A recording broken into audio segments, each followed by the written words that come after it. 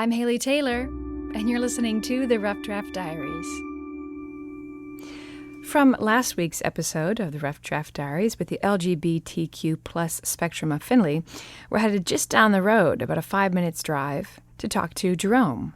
My name is Jerome Gray, and I am currently the interim executive director at the Black Heritage Library and Multicultural Center located at 817 Harmon Street in Findlay, Ohio. Jerome describes the space as a lending library and teaching museum with a mission to promote the awareness, appreciation, and understanding that diversity and culture brings to human interaction. The center first opened in 1982, created by Nina Parker and her mother, Stella. As an African American or Black, Nina had to make the decision of whether to stay in Findlay to have children or to move to someplace more culturally accepting to raise her children. And ultimately, that's a decision we all have to make as Black people. Ultimately, she decided to stay, and in staying, she used her experience that she had been through in school to understand what children needed to understand. And it was they needed that Black children needed to be made aware of what their people had contributed to history. So that was the purpose of the library. It started out with one book, Great Negroes Past and Present, and it's grown to where we have art and artifacts from over 50 countries from around the world and 5,000 volumes of books, tapes, and DVDs.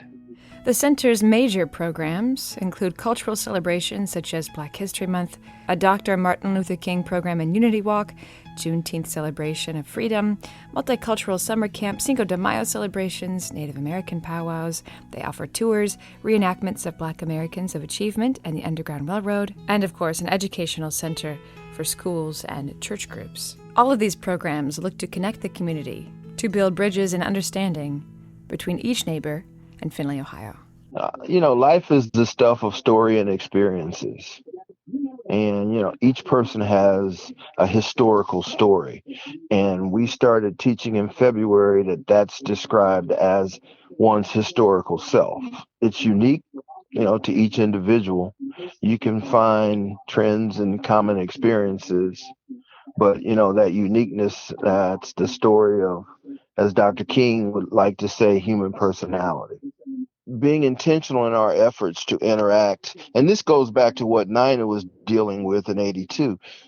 We have to become more intentional in our efforts to interact and conversely come to a more positive understanding of those whom we differ in many and not so many ways. And that's back to what I said, that human self, trying to get people to be more intentional in dealing with each other. That has proven to be a huge challenge in the times that we live in now.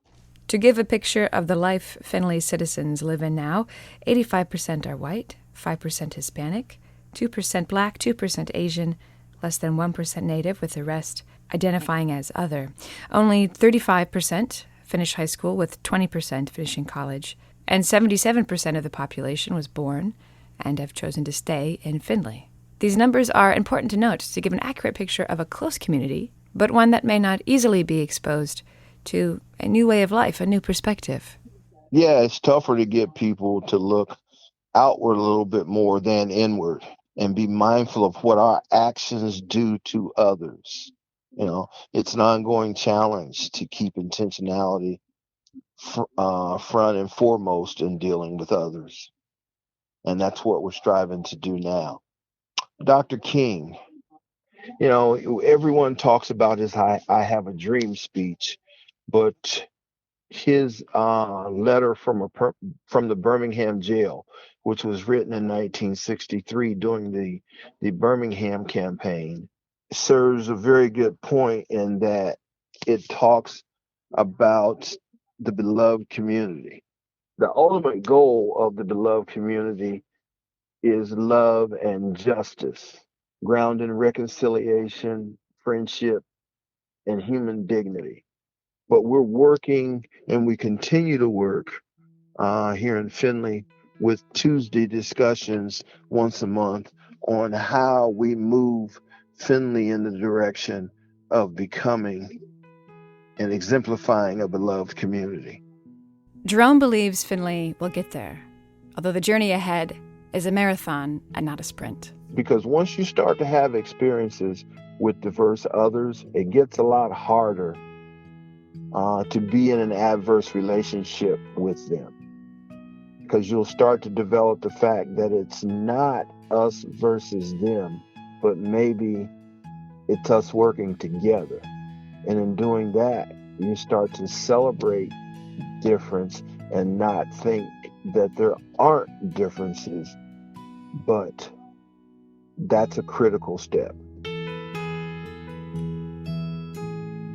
I'm Haley Taylor, and thanks for listening to this episode of the Rough Draft Diaries.